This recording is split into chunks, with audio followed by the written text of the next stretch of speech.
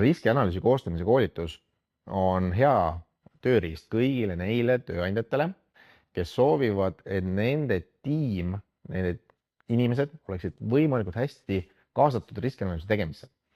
Ja tavaliselt me teeme riskianalüüsi koostamise koolituse raames läbi pilootprojekti raames ühe mingisuguse töökeskkonna, mingisuguse lõigu, protsessi, riskianalüüsi.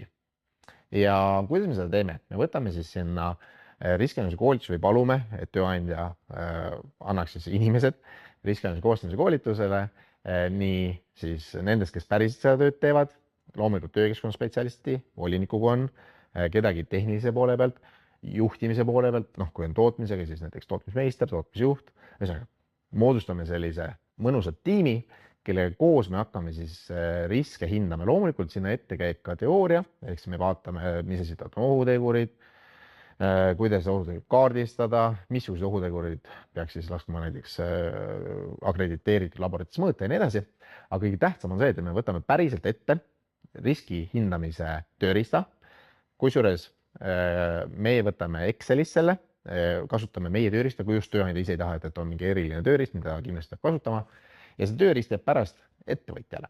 Nii et riskianalüüsi siis koostamise koolituse kõige suurem väärtus on see, et kõik töötajad, kes siis on mingisuguses töölõigus, on kaasatud ja nad on ise selle riskianalüüsi teinud, ise selle tegevuskava siis ettepanekud vähemalt välja mõelnud ja nad on saanud teadmised, mis on need peamised riskid nende töökohal.